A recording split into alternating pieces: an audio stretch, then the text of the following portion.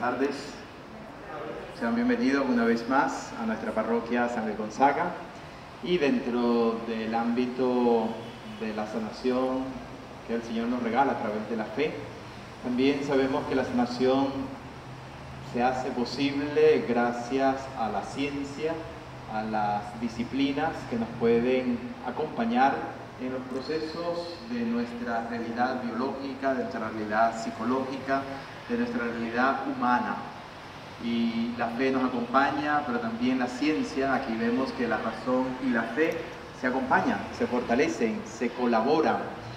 Y dentro de ello está la disciplina de la tanatología, que en nuestra parroquia hemos ido promocionando a través de nuestra hermana Alba Alcántara, que con su experiencia de vida, con su capacidad y su servicio en disposición a Dios, a la Iglesia, en este caso a la Iglesia Católica, y a nuestra comunidad particular, San Luis Gonzaga, una vez más abrimos este espacio para la reflexión, pero también para tomar conciencia de que Dios nos acompaña en todos los procesos de la vida, en el sufrimiento.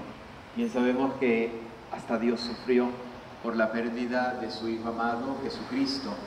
Dios sigue sufriendo cuando un hijo de Él, como somos nosotros, sufre o se pierde en el sufrimiento. Por eso busca salvarnos, como tenemos esa bella imagen del buen pastor Jesucristo, que deja las 99 ovejas y va en búsqueda de la perdida. Porque Dios quiere encontrarnos, salvarnos, pero no lo quiere hacer solo, lo quiere hacer junto a nosotros. Como dice San Agustín, este gran santo, aquel que te creó sin ti, ahora no te podrá salvar sin ti. Con tu colaboración creo que haremos ese equipo perfecto.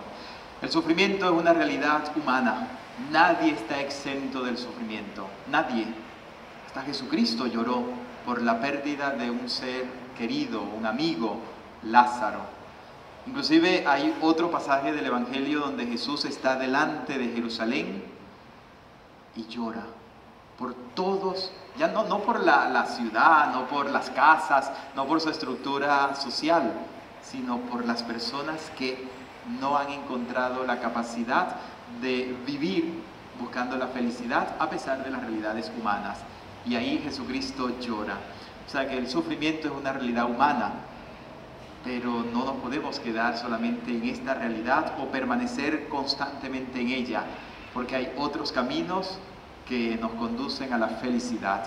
La vida continúa, así como el río avanza y va limpiando, va regando nutrientes. También nuestra vida debe ser como un río que vamos atrayendo las cosas, vamos limpiando las cosas, y mientras vamos pasando se dejan cosas y recibimos nuevas cosas. Que este recordar a papá en todas sus realidades. El otro día hacíamos nuestro live y decíamos que la palabra papá es un poco complicada, porque para algunos es un motivo de bendición, de alegría, de recuerdo sano, pero para otros es expresar papá es no tenerlo presente, no haberlo tenido presente en la niñez, en la juventud, o ese papá que aunque hoy vive es como que si estuviese muerto porque nunca lo experimentamos vivos. Pero de recordar que también decimos a Dios Padre, y es ese Padre que nos acompaña, que nos ama, y siempre nosotros poniendo nuestra mirada en Él podremos siempre ser mejores padres. Además, no es solamente la pérdida del papá, es también los papás que han perdido a sus hijos. Es como que mi vocación, mi servicio, como que sí, ya acabó. Pero bien sabemos que esto nunca acaba, porque es una realidad presente en la vida, física o espiritualmente. Ese niño que va creciendo en la mente, en el deseo, pero que no está físicamente. Le doy la bienvenida a nuestra hermana Alba Alcántara, que nos acompañará en este proceso de sanación, de libertad, pero también de aprendizaje. Y cuando aprendemos, no es para quedarnos con nosotros con lo que aprendimos, sino para compartirlo, ayudar también a otros a sanar como nosotros estamos sanando. Gracias, Alba. Sean todos bienvenidos a este momento de reflexión, de recordar para sanar y no sufrir tanto. Muchas gracias, Padre. Buenas tardes a todos. Como ya lo dijo el Padre, yo soy Alba Alcántara. Me he especializado en tanatología. Yo comencé realmente con un apostolado, con el apostolado de Pastoral de la Salud. Estuve 18 años coordinando la Pastoral de la Salud de la Arquidiócesis de Valencia y allí entendí cómo sufría el enfermo que estaba en agonía, que era el enfermo terminal, el enfermo que pasaba por ese momento tan angustioso de saber que se iba a morir y de que no iba a cumplir sus expectativas, pero transitar el dolor de perder su vida se hacía más difícil cuando no tenía a sus familiares al lado. Y los familiares pasaban el mismo duelo, el mismo dolor que el enfermo. Entonces, no solamente era acompañar al enfermo en su proceso de terminar su vida, sino acompañar al familiar a pasar este proceso con ellos.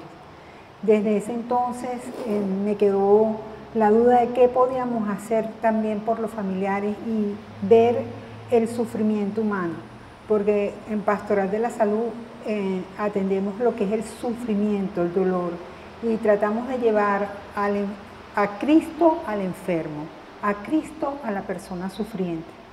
Y sentía que necesitábamos más técnica, más preparación en este sentido, hasta que di con la tanatología. Y la tanatología justamente es la disciplina de acompañamiento profesional en un proceso de duelo. Con motivo de la pandemia, pues nosotros, varios tanatólogos que vivimos este sentimiento conjunto, pues decidimos unirnos en esta agrupación que se llama Tanatólogos al Rescate, porque veíamos cómo la gente estaba pasando por ese duelo tan fuerte, por el sentimiento de perder un ser querido en el momento del COVID, y no solamente un ser querido, vamos a ver que la gente perdió su trabajo, su seguridad, su forma de vida, su forma de cómo hacían las cosas en su hogar.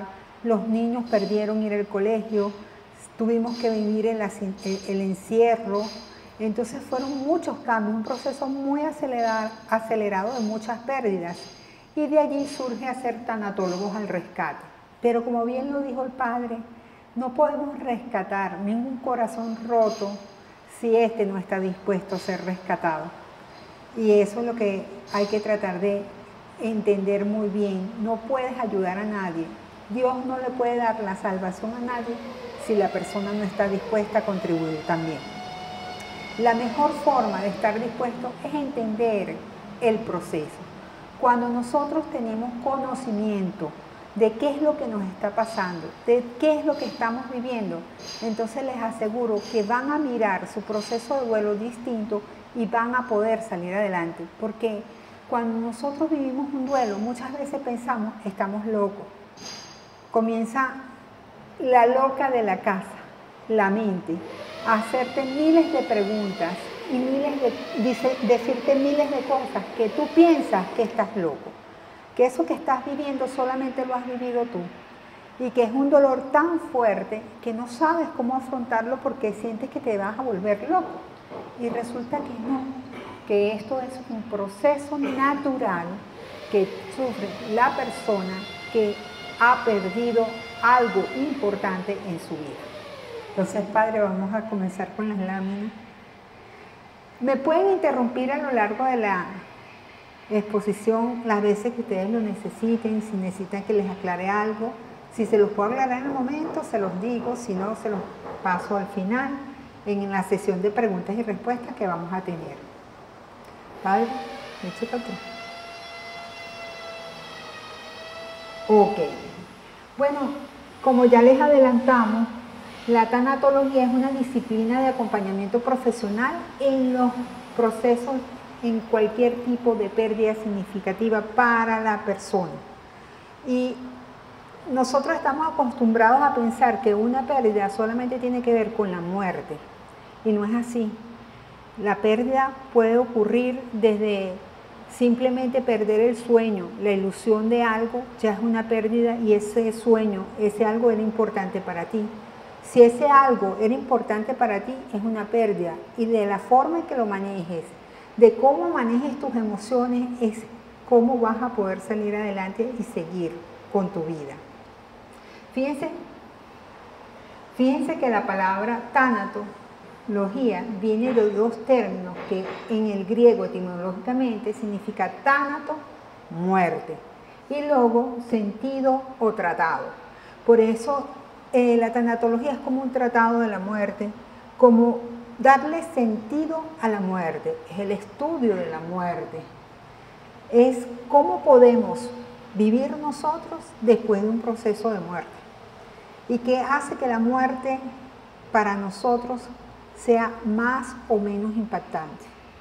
Y todo tiene que ver con nuestros valores, nuestra idiosincrasia, sobre todo lo que hemos experimentado a lo largo de nuestras vidas que nos preparan o no a vivir ese proceso de la pérdida. Esto es muy importante porque, fíjense, en algunos países orientales, nosotros somos de países occidentales, en el occidente la muerte se ve como un tema tabú, como algo que no se puede hablar, como algo de que está prohibido hablar en nuestras casas, como algo que no queremos.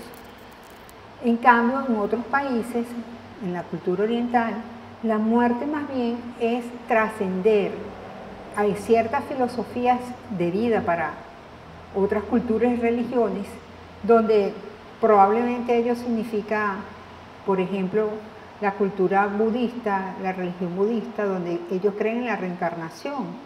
Entonces, nosotros no, nosotros creemos es en la resurrección. Y sabemos, el cristiano, el que cree, el que sigue a Cristo, que todo viene justamente de esa palabra, porque Jesucristo resucitó, nosotros vamos a resucitar con Él. Entonces, la diferencia es inmensa, porque para el católico creyente debería ser la muerte la puerta de entrada a la vida eterna. Aunque la muerte también represente la despedida a la vida tal cual la conocemos, pero es una despedida temporal, porque todos vamos a pasar por la muerte y unos se nos van a adelantar, van a antecedernos en esto y otros vamos después. Cuando muere alguien, ese es el dolor más fuerte, que pensamos que no lo vamos a volver a ver. ¿Y dónde está esa persona? Es reposicionar a esa persona lo que nos va a permitir salir adelante. Reposicionarla porque sabemos que físicamente no va a estar aquí, pero espiritualmente y en nuestro corazón siempre va a estar. Siempre la vamos a poder encontrar allí. Por eso, la tanatología se trata justamente de esa filosofía de vida a partir de la muerte, que es salir fortalecido de un proceso de pérdida para continuar con tu vida y salir adelante. ¿Qué es el duelo? Bueno, el duelo también viene de esa palabra, dolor, de ese dolor que nosotros sentimos cuando tenemos una pérdida. Y es un proceso adaptativo emocional ante una pérdida significativa en la vida de una persona. Pero este proceso es un proceso natural. Oigan, no es una enfermedad. Es algo completamente natural que nos pasa a todos cuando tenemos una pérdida en nuestras vidas. Y la intensidad y la duración dependen de la magnitud de la pérdida. Porque no es lo mismo dos personas que se le mueran sus hijos y una de esos muchachos o de esas muchachas se suicidó, a una persona que pierde a su hijo por una enfermedad terminal o por un accidente de tránsito. ¿Verdad que no es lo mismo? El dolor deberíamos pensar que es garrafal, algo impensable cuando es la muerte de un hijo por suicidio. Y sin embargo, todos sentimos un dolor cuando perdemos algo. Y para ti, ese dolor va a ser lo más importante y lo más grande del mundo, porque eres tú quien lo está padeciendo. Entonces, no podemos comparar el duelo de una persona con el otro, porque todos los duelos son distintos y todos los dolores son diferentes, porque cada uno de nosotros pensamos y sentimos de forma diferente. Entonces, lo que afecta a una persona no necesariamente va a afectar de la misma forma a otra persona. La intensidad y el tiempo van a depender de cómo también fue esa pérdida y qué tantos factores influenciaron en esa pérdida. Por ejemplo, cuando fue por muerte de un accidente de tránsito, pero si la persona que tuvo el choque era una persona alcohólica que se los llevó por delante, va a ser más difícil que si fue un accidente porque hubo un imprevisto en la vía o algo así. Entonces tú sientes rabia contra la persona que tomando, bebiendo, se impactó contra el carro donde iba tu ser querido. Entonces el dolor va a ser mucho más fuerte y la intensidad va a ser mayor. Entonces en un acontecimiento de la pérdida de un ser querido, pues influyen muchísimas cosas, muchísimos factores. Entonces el dolor, el tiempo, la duración y la intensidad van a depender de todos esos factores. En el caso de una enfermedad terminal, es un duelo que ya está avisado, es una pérdida que ya viene. O sea, cuando a alguien le diagnostican un cáncer, inmediatamente cuando nos dicen cáncer, pensamos en muerte. Cáncer es como sinónimo de muerte. Y sin pensar que a lo mejor ese cáncer sí puede recuperarse, a lo mejor te puedes curar del cáncer, te puedes sanar del cáncer. Pero en nuestra mente ya hacemos un clic automático de pensar cáncer sinónimo de muerte. Y vemos historias extraordinarias que han sobrevivido a un cáncer, que han pasado por quimio, que se han hecho sus tratamientos, que han pasado por todo un proceso y allí están, que han sido sobrevivientes al cáncer. Entonces, es como nuestra mente, nuestras culturas, nuestra idiosincrasia, nuestros valores, nuestras creencias trabajan en pro o trabajan en contra de vivir un proceso de duelo sano. Todo eso va a depender para que nosotros tengamos un proceso de duelo sano. Bueno, aquí vamos a ver que hay múltiples pérdidas, que hay indefinidas pérdidas. Nosotros comenzamos a tener pérdidas desde el mismo momento en que nacemos, porque cuando nacemos nosotros estamos muy cómodos en el vientre de nuestras madres y de repente nos toca salir al mundo exterior y lo primero que hacemos es llorar. ¿Por qué? Porque perdimos la comodidad de esa envoltura donde estábamos en el vientre de nuestras madres, que nos sentíamos tan cómodos y que ahora sentimos todo diferente, todo diferente. Y esa pérdida hace que lloremos de forma intuitiva, de forma natural. Fíjense que el niño nace y nace llorando. Y es por eso, porque ahí tuvo su primera pérdida. Entonces, a lo largo de nuestras vidas vamos a tener un cúmulo de pérdidas significativas. Y unas van a ser más fuertes que otras y van a ser más fuertes que otras para nosotros, dependiendo del aprendizaje que las otras pérdidas nos hayan dejado. Porque siempre que tenemos una pérdida y la trabajamos correctamente, salimos fortalecidos en ese proceso y sabemos que eso va a pasar. Y que hay una forma correcta de hacer las cosas para uno que te puede ayudar a mejorar y a salir adelante. Pero yo le comentaba al padre que ahorita nosotros estamos viviendo una generación donde los padres los llaman padres de algodón y la generación de cristal, que no queremos que nuestros hijos sufran por nada del mundo. Entonces, cuando vemos que hay un funeral de algún familiar, un sepelio, no lo llevamos porque, ay no, pobrecito, no, que no vea eso. Resulta que no hay nada más natural que la muerte, pero nosotros mismos le estamos convirtiendo a ese niño algo que es natural en algo que puede ser para él terrorífico. Y va a sentir terror de ahora en adelante ir a un funeral. ¿Por qué? Porque piensa que no es natural. Porque eso es lo que el padre le está inculcando. Pero además de eso, no solamente es en el proceso de una pérdida de un ser querido, es en cualquier cosa. No les permiten sufrir. Si el niño no salió bien en los estudios, entonces van y le forman un lío a la maestra y arremeten contra el colegio y todo porque no están tratando bien a su hijo y no permiten que su hijo rectifique en sus errores como corresponde. Entonces creen que le están haciendo un bien y resulta que no le están haciendo un bien.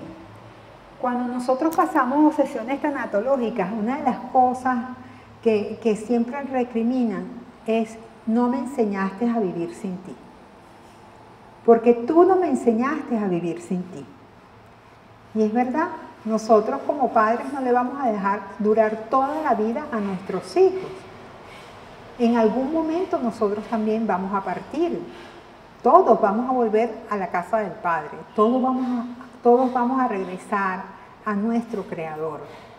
Pero no se los decimos a nuestros hijos que esto es temporal y que este es el camino que hay que saber andar y saberlo andar bien para poder ganarnos el cielo. Entonces hay que tener mucha consideración de qué estamos haciendo con nuestros hijos, si los estamos formando para la vida realmente, si le estamos dando las herramientas adecuadas a nuestros hijos para que puedan vivir todas esas pérdidas, porque después de el niño salir, viene su primer día en el colegio y tiene que separarse de su mamá o de su papá, de quienes habían sido sus cuidadores hasta el momento. Y se va a encontrar con otra realidad en el kinder, con otros niñitos, con unas maestras, con unos profesores allí, y va a vivir una realidad distinta. Y el dolor de las madres y de los padres, bueno, ni les digo, cuando están dejando al niño en el colegio, bueno, casi que no se despegan de allí hasta que es la hora de recogerlos. Y después de eso, pues viene la adolescencia, el cambio, pero en la pubertad, las niñas, su cambio, su transformación, muchas veces les ocasiona hasta temor de lo que van a vivir, de lo que van a pasar, y sienten angustia. Y bueno, los adolescentes, los varones son un poco diferentes, se ven un poco retraídos cuando sus compañeros se comienzan a desarrollar primero que ellos y ellos notan que ellos no están cambiando, entonces también comienza esa angustia, ese proceso, ¿y cuándo voy a crecer yo? ¿Y cuándo voy a crecer yo? O sea, son pérdidas que van pasando los adolescentes y pérdidas como la traición de una amiguita, la traición de un amiguito, ese primer coqueteo, ese primer desamor que tienen, el enamoramiento, las hormonas a millón jugándoles una trastada a todos. Y entonces es ese vivir a través de unas pérdidas que nosotros tenemos que saberlas y ayudarlas a manejar a nuestros hijos, a nuestros seres queridos. Pasa la adolescencia y vienen los chicos, se tienen que ir para la universidad. En el colegio puede haber bullying y el bullying hay que saberlo tratar. Como padres tenemos que estar pendientes y más en esta situación hoy en día lamentablemente hay demasiado bullying. Ayer estuve tratando con una muchacha que su hijo de 6 años tenía un niño que lo hacía sentir como una basura. Imagínense eso. Y entonces es terrible la situación y tú dices, ¿y qué está pasando con los padres? Porque el niño le dice groserías al chico de ella, al hijo de ella, y bueno, o sea, de un comportamiento muy errático. Y entonces tú dices, ¿qué está pasando con sus padres? Bueno, sus padres están viviendo un proceso de divorcio muy fuerte y ese proceso de divorcio hay peleas, hay todo, y está afectando al niño y los padres no se han dado cuenta de esto. Entonces, imagínense cómo altera todo un sistema cuando hay una pérdida en la familia, porque el hecho de que los padres tengan un divorcio, tienen que hacerlo bajo las mejores condiciones, esa separación, para que no afecte todo el sistema familiar y estar pendiente mucho de los hijos. Bueno, pasamos del bullying, pasamos a que los hijos se van de la casa, entonces la pérdida porque ya te sientes lo que se llama el síndrome del nido vacío y y los hijos se van, entonces los padres que se han dedicado solo a los hijos se sienten que se les perdió la vida porque ya los hijos no están, o que los hijos tuvieron que emigrar y salir del país y entonces se ven muy poco, entonces eso es otra pérdida. Viene la pérdida del trabajo, es otra pérdida, viene la pérdida de la ruptura amorosa, viene la pérdida del ser querido, hay muchísimas pérdidas, pero si estas pérdidas no las trabajamos adecuadamente, nuestras emociones colapsan. ¿Y qué es lo que pasa? Yo siempre he hecho este cuento, que a lo mejor nosotros vamos para un sepelio y vemos que una persona está muy afligida y llorando mucho y tú dices, ay, pero yo no sabía que era tan cercana al difunto. Yo pensaba que hasta ni se llevaban bien. Y resulta que era así, no era ni cercano, ni se llevaban bien, pero ir al sepelio fue un factor detonante para todas esas pérdidas que la persona llevaba encima que no había trabajado. Pase la otra página. Y eso es lo que vamos a ver aquí. ¿Qué nos puede detonar cuando tenemos una pérdida? Cuando una persona pasa por una pérdida, pasa por varias etapas. Estas etapas nacieron justamente cuando una famosa psiquiatra, Elizabeth Kubler-Ross, que trabajaba en un psiquiátrico, se dio cuenta que los enfermos que pasaban por un proceso de enfermo terminal vivían ciertas etapas cuando son diagnosticadas con una enfermedad terminal. Y estas etapas tienen que ver con el shock, la negación, la ira, la rabia, la negociación, la tristeza, hasta que uno llega a la aceptación. Pero entonces ella fue la que se dio cuenta que no solamente las vivía el enfermo terminal, sino sus familiares. Y que no solamente las vivían sus familiares, sino que esto se podía trasladar para cualquier tipo de pérdida. Este conocimiento es muy importante, porque esto es lo que nos permite saber de que nosotros no estamos locos, de que cuando estamos sufriendo un proceso de dolor por una pérdida, nosotros no nos estamos volviendo locos, sino que es algo natural, que vivamos estas etapas. Puede que las vivamos todas juntas, unas primero que la otra, pueden estar todas como un carrusel así, un sub y baja de emociones, un cúmulo de emociones, porque ya vamos a ver que cada etapa tiene sus propias emociones.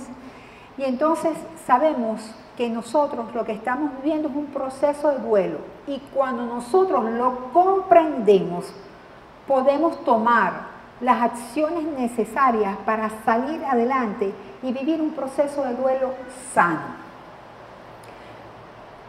Siempre tratamos de ponerlas así porque aunque van y vienen, aunque puedes pasar directamente de una para otra, por lo general, cuando ocurre una pérdida, siempre hay un impacto, un shock. La negación total. Por ejemplo, las personas que acaban de perder a sus familiares producto del COVID, tú dices, pero no puede ser, estaba bien ayer, estaba súper bien, entonces yo lo vi la semana pasada y hasta nos tomamos unas copas y todo, y ahora no está, ¿qué le pasó? COVID. No le dio tiempo de despedirse, no le dio tiempo de nada.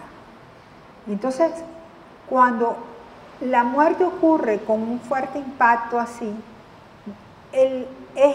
actúa un mecanismo de defensa en nuestro cuerpo para que no nos duela tanto, para que nosotros podamos salir en ese momento, hacer las cosas que tengamos que hacer para que nuestro corazón no se rompa. Porque imagínense, el dolor es tan fuerte que esta emoción puede darle un infarto a cualquiera. Hay padres, miren, hace un mes tuve una llamada muy triste de un padre que vio que su niño pequeño se lanzó sin querer por el balcón, que cuando el padre vio eso, vio a su hijo muerto, él se lanzó también. El shock fue muy duro para él. Entonces, por eso es que nosotros tenemos ese shock, esa negación en el momento de no lo puedo creer, no me puede estar pasando esto a mí, no puede ser. No, no lo creo, no, tú me estás mintiendo, eso no es verdad. Y bueno, es sorpresa, nos invade el miedo, nos invade el temor en esa etapa. Pero es una etapa momentánea, porque después tú, cuando te das cuenta, entonces viene la rabia. Tengo un caso de unos dolientes que pasaron por la enfermedad de su ser querido y sienten que hubo mucha negligencia médica y sienten mucha rabia porque sienten que hubo negligencia médica, que no hicieron todo lo que estaba al alcance para salvar a su familiar. Entonces eso, bueno, uno en ese momento puede sentir rabia contra los médicos, rabia contra uno mismo por no haberlo llevado para otro centro médico, rabia contra Dios, es lo más común. ¿Verdad, Padre? Que es súper común. Que la gente se aleja de Dios y comienza a decir, pero vale, si aquí hay tantos malandros, ¿por qué te llevaste a mi hijo? Si aquí hay tanta gente mala, ¿por qué te llevaste a mi hijo? ¿Por qué me haces esto a mí? ¿Por qué vale? O sea, yo no he sido lo suficientemente buena. Dígame, nosotros aquí en la iglesia vemos muchos de esos casos que dicen, pero si yo vengo todos los domingos a misa, yo hago obras de caridad, yo hago esto, ¿por qué Dios me paga así? Porque sienten que es un castigo de Papá Dios. Y resulta que no, que esa es la vida y que nosotros tenemos libre albedrío y muchas de las cosas que ocurren por nuestras propias decisiones o por las decisiones que tomaron familiares de nosotros. Es un libre albedrío y Dios nos da la libertad, pero no solamente es que nos da la libertad para tomar esas decisiones, sino que el mundo, las cosas que estamos viviendo, es por todas las cosas que ha hecho el hombre por su libre albedrío. Entonces el mal surge cuando las personas se alejan de Dios. Pero volviendo a esto, no importa que te pongas bravo con Dios, es normal, porque además tú tenías una relación con Él. Y es normal ponerse bravo con un papá. ¿Cuántas veces nosotros no hemos experimentado eso, que nos ponemos bravos con nuestro papá porque no nos dijo o no nos dio permiso para algo, esto y lo otro, y después como que sin nada, pasaste la página como que sin nada? ¿Por qué? Porque entendiste que ahí no estaba el problema, que Él no fue el del problema, o entendiste cuál era la voluntad del Padre de Dios. Pero lo que sí no podemos hacer cuando nosotros tenemos esta cólera, indignación, resentimiento, es quedarnos estancados en ninguna de estas etapas de la rabia, de la negociación, del shock, de la tristeza. No, en estas etapas no nos podemos quedar estancados, porque si tú te quedas estancado mucho tiempo en una de esas etapas y no la manejas, pues imagínate tú, si vives con un remordimiento o con rabia e ira, tu estómago no lo va a aguantar. Imagínate la úlcera gástrica, la gastritis, problemas del colon, todo eso viene de allí, de la rabia, de no poder soltar esas emociones de enojo, de ira. Entonces, miren, lo que tú no manejas bien con las emociones, en algún momento tu cuerpo lo somatiza. Y lo somatiza porque por algún lado explota todo lo que sientes cuando no expresas tus emociones y cuando no las manejas adecuadamente. Entonces, bueno, después de la ira o la rabia, también viene esta parte de la negociación o pacto. Y es una parte que nosotros nos sentimos con mucha ansiedad, desconsuelo, incertidumbre, pero que allí comenzamos a hacer muchas cosas, como diciendo, Dios mío, te prometo que yo me porto bien, que no vuelvo a hacer nada. Cuando uno le hacen un diagnóstico de una enfermedad terminal, por ejemplo, dice, te prometo que voy a dejar el cigarrillo, no fumo más nunca, pero tú cúrame de los pulmones, te lo prometo. Comienzas a hacer promesas, negociaciones, comienzas a tener comportamientos como de búsqueda y comienzas también a buscar en miles de cosas, hasta en brujos, comienzas a buscar por todos lados para ver si eso no va a ocurrir. Y lamentablemente eso va a ocurrir o ya ocurrió. Entonces, aunque tú trates de negociar, ese es un hecho que es inevitable. Y cuando te das cuenta que por más de que hagas todo lo que vayas a hacer, eso no va a dejar de ocurrir, entonces pasas como a la tristeza, a la depresión. Yo lo estoy nombrando así como muy seguido, pero realmente no ocurre así. Tú puedes pasar directamente a la tristeza y puedes sentirte bien y el otro día tienes un ataque de rabia. Y puedes sentirte bien y el otro día estás en shock, pero no puede ser. Andas como por ahí, por sin nada, deambulando en shock. Pero la depresión, la tristeza, es una depresión reactiva. Ojo con esto. Es algo que ocurre por el dolor que sentimos ante nuestra pérdida, que es muy distinta a esa depresión bioquímica que ocurre en nuestro organismo cuando nuestras neuronas no están funcionando y que ahí sí necesitamos ayuda de un profesional médico de la psiquiatría para que nos ayude, porque ahí fue que hubo un desbalance y necesitamos esa ayuda psiquiátrica.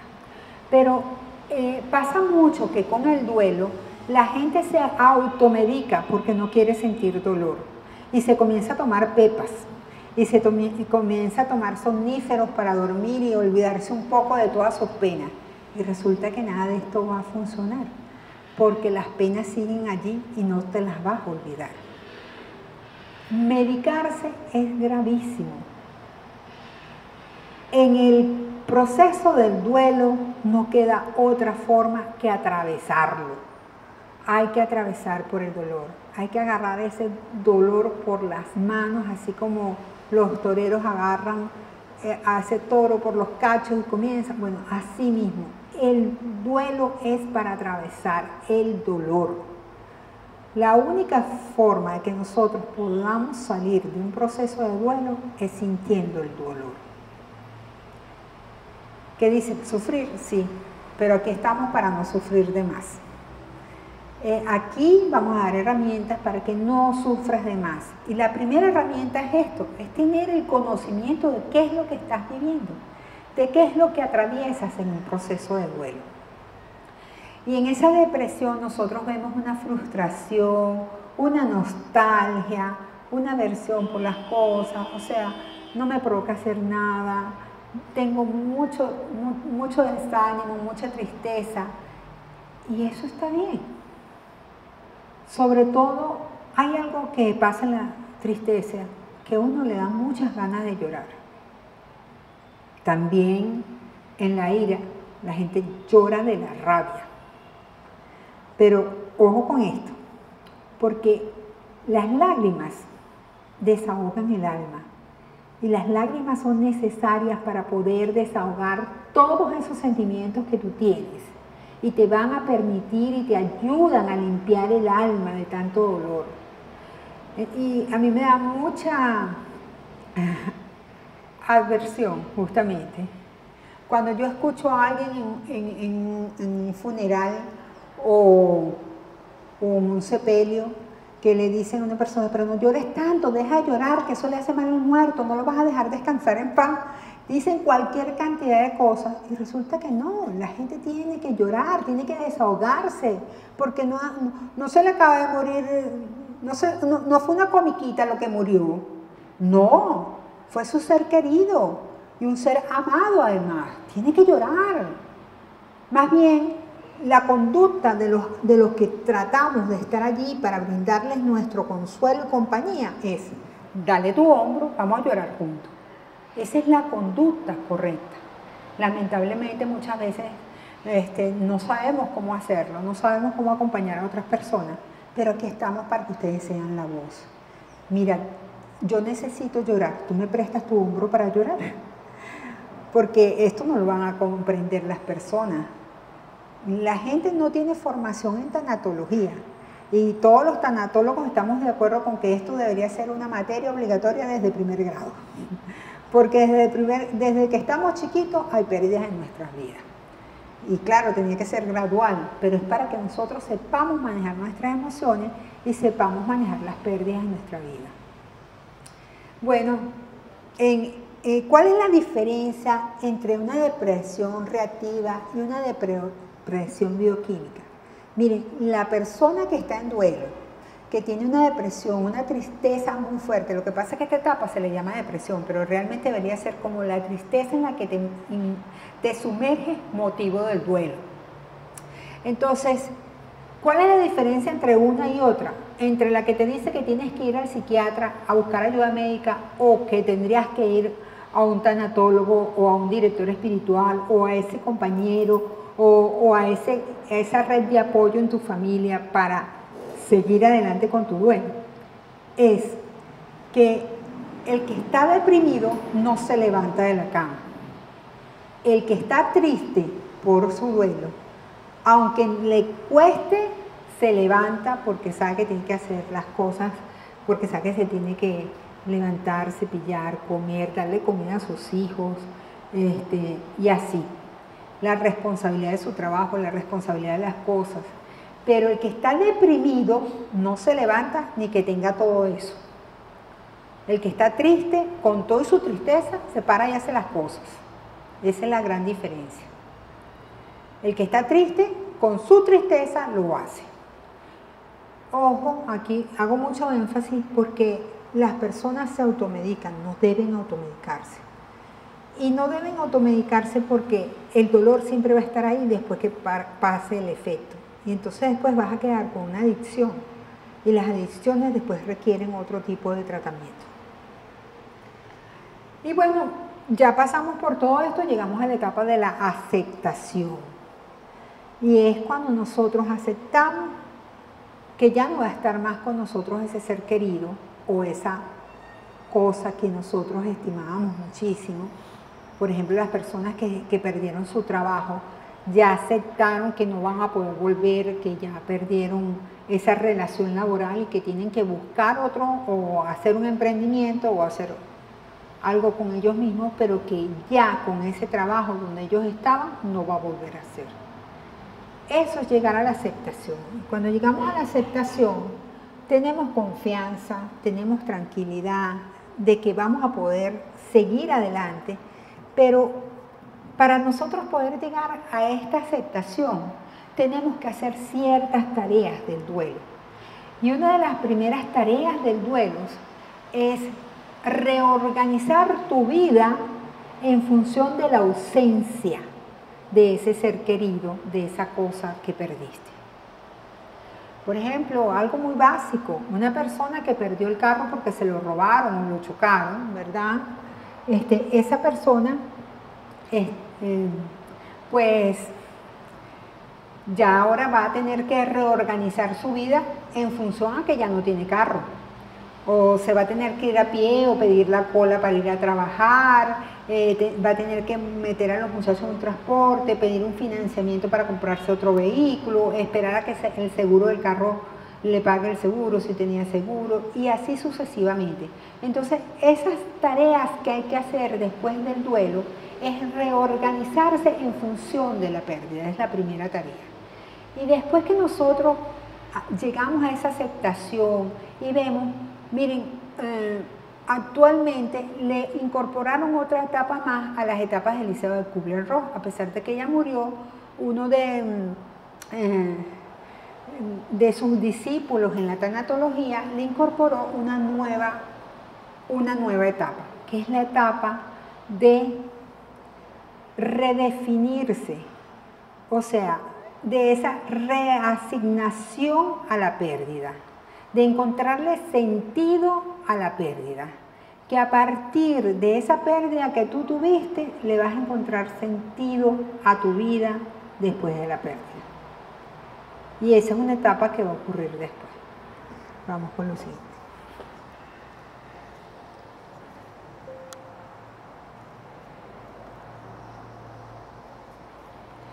Bueno, ya hablamos un poco aquí de lo que son las pérdidas, ahora vamos a hablar de los tipos de duelo, porque cuando yo les comentaba que lo del sepelio, que uno decía, pero ¿qué pasó con esta persona que no era muy cercana y está muy afligida? O sea, tú sientes que es la viuda o el viudo, y resulta que no, que era una persona muy lejana, que eran simplemente unos conocidos y están ahí para dar el sentido pésame.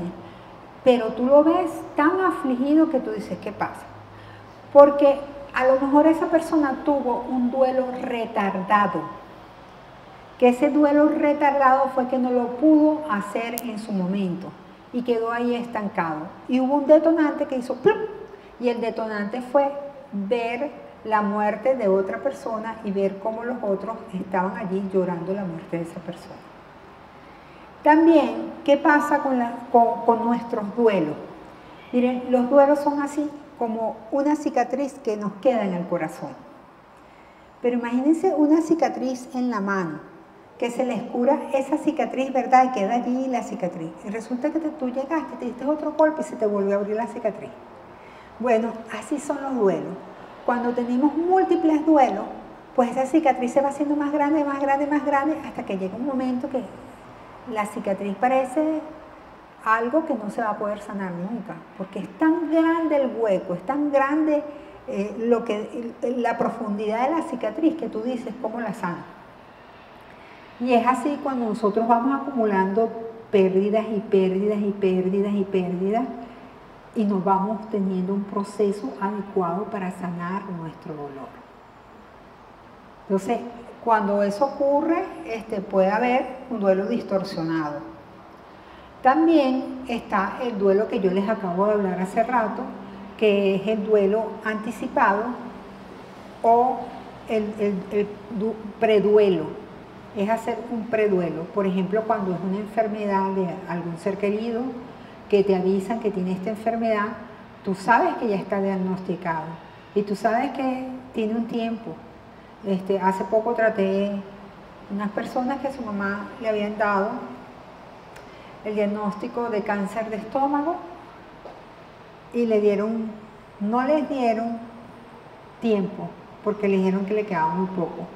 La señora aguantó 5 años, se fue del país, se fue para el exterior, le hicieron varias operaciones, le trataron de dar la mayor calidad de vida y lograron 5 años más. Pero eso fue un preduelo que vivió toda la familia, porque en el momento le habían dicho, no te vamos a decir tiempo, está muy mal. Y sin embargo duró 5 años. Entonces ellos tuvieron 5 años de preduelo para prepararse en el duelo, o lo que llamamos un duelo anticipado. Cuando hay un duelo anticipado o un preduelo, no significa que la muerte no vaya a doler, porque la muerte va a doler igualito va a doler la muerte, solo que estás más consciente de todo el proceso que viviste. Anoche tuve una llamada de una señora que su mamá tiene 91 años y está agonizante. Ya la desahuciaron y la mandaron para su casa, sin que le diera ningún tipo de alimento, sin que le diera ni agua. Entonces ella me dice, no quiero ver a mi mamá en agonía, no quiero verla sufrir, no quiero que siga sufriendo. Y aunque es un proceso de duelo y que es anticipado porque ya está en varios días de agonía, el dolor es muy grande. El dolor sigue siendo grande. Una pérdida siempre va a ser grande y fuerte para la persona. Cada persona, sus duelos son diferentes y son completamente diferentes. Y aquí lo tengo que explicar con un ejemplo que lo pusimos en el live. O sea, mi mamá son 9 hermanos y cuando se murió mi abuelo era como que si se hubiesen muerto 9 personas distintas. ¿Por qué? Porque no es la misma relación la que tuvo con mi tía mayor que la que tuvo con la tía más chiquita. Nosotros pensamos que con la tía más chiquita la consintió más o fueron más consentidores con la más pequeña y resulta que fueron más estrictos con la mayor o que aprendieron a ser mejores padres a punta de tener hijos, porque miren, los padres no nacemos aprendidos. Los padres no nacemos con un manual, como dice el padre, debajo del brazo, no. Todos nacemos aprendiendo de las experiencias. Entonces, esas experiencias, a lo mejor a lo largo de la vida, para unos hijos fueron más traumáticas que para otros. Con los hijos varones fueron un poco más disciplinados, pero también les daban más libertad. Entonces, aunque todos sentían respeto y cariño, la relación de cada uno era distinto con su papá.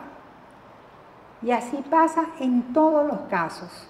Cuando se muere un ser querido en nuestra familia, la relación que tuvo con su esposa es distinta, la relación que tuvo con sus hijos es distinto, la relación que tuvo con sus hermanos es diferente, porque son personas distintas y las relaciones van a ser completamente diferentes. Cuando hablamos de los tipos de duelo, fíjense que hay un duelo que se llama duelo inhibido.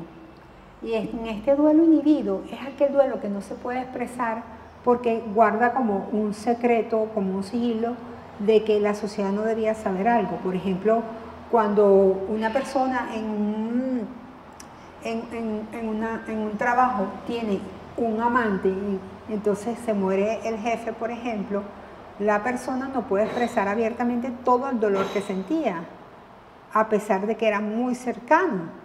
Y entonces, ¿qué hace esa persona? Se calla su dolor y vive su dolor hacia adentro, su duelo inhibido. Entonces, hay muchos tipos de duelo, pero hay un duelo que es importante que veamos, que es el duelo patológico. Y ese duelo patológico es cuando pasado ya un tiempo, ¿y qué me dices tiempo? Porque me dicen, bueno, ¿cuánto puede durar un duelo? Ya se los expliqué, va a depender del tipo de pérdida, del tipo de circunstancia, de múltiples factores. Entonces hay gente que en 2 años, que es lo normal, lo natural. ¿Por qué 2 años? Porque en 2 años ya se cumple el segundo ciclo de haber vivido todas las experiencias, que si cumpleaños, vacaciones, festividades de Navidad, festividades de Semana Santa, todas las festividades, todos los aniversarios que hacían durante un año. Entonces, cuando pasa ese año, ya el segundo año, tú deberías como estar más fuerte, salir más adelante de ese dolor y no te debería afectar tanto como el primer año. Entonces, cuando tú dices, bueno, algo así como 2 años, pero si las circunstancias lo llevaron muy fuerte, entonces, si las circunstancias fueron de una forma muy difícil, entonces imagínense, no es lo mismo, como les explicaba, un hijo que se suicida a un hijo que tiene una enfermedad terminal y que ha durado muchos años enfermo. Ya me vino a la mente porque les estaba contando lo de la señora que no quería ver a su mamá sufrir, porque cuando la enfermedad es muy larga, tú dices, Dios mío, perdóname, pero yo no lo quiero ver sufrir, llévate lo más pronto posible. Entonces ahí vemos cómo los padres dicen, no, es que ya yo no lo quería ver sufrir, que Dios me perdone, pero ya yo no lo quería ver sufrir más. Entonces sienten como el consuelo de que esa persona ya no está sufriendo más.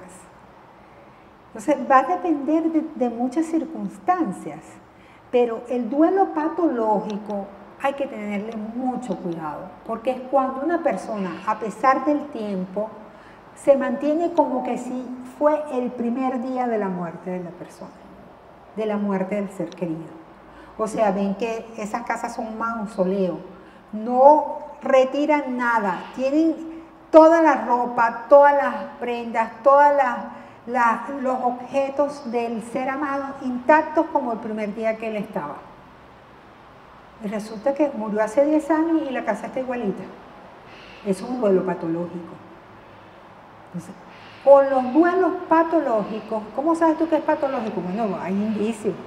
Una persona que habla todo el tiempo del mismo y llora y llora y llora y está ahí permanentemente recordando, viviendo el momento, y han pasado 3 años, ya. O sea, hay ciertos indicios y de esto se da más cuenta la familia que el propio doliente. Pero muchas veces la familia no comprende el dolor.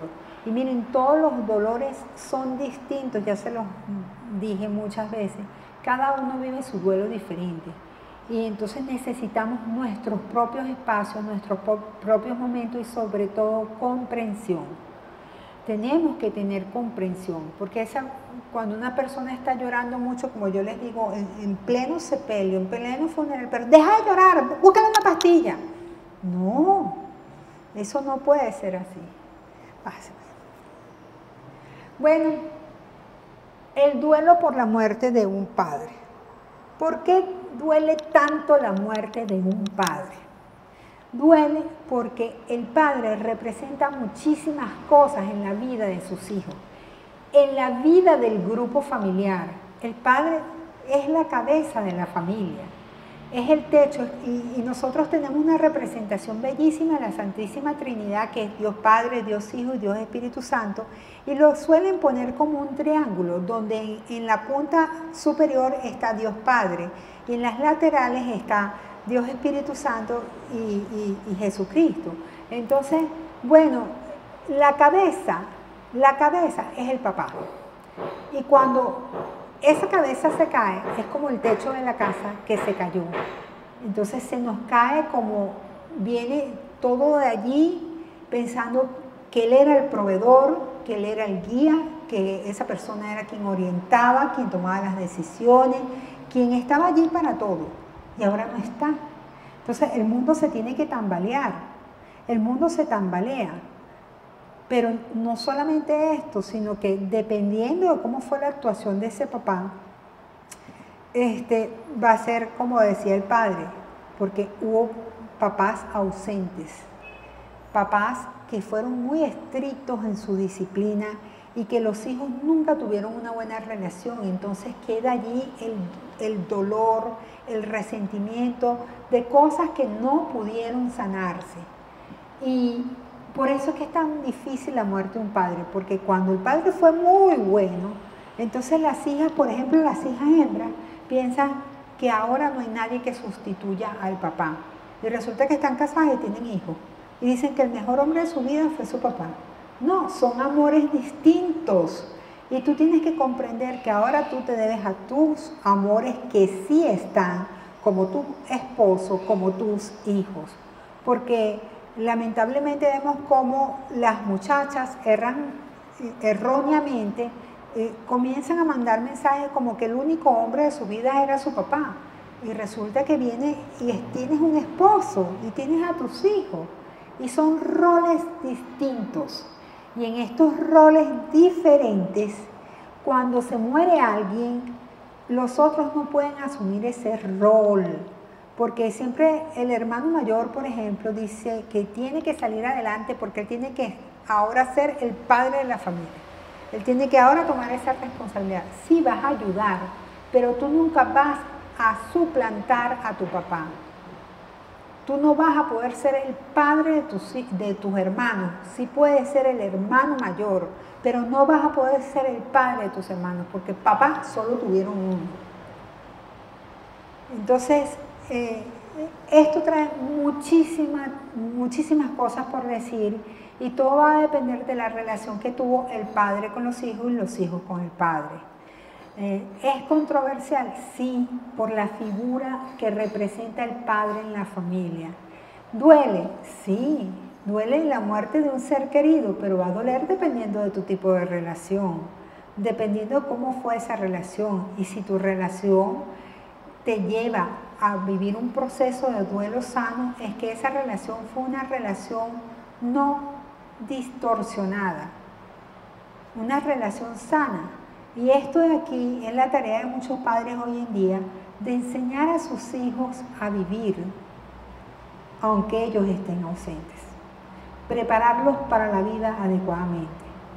Y es aquí donde yo les digo que se hagan esa pregunta importantísima.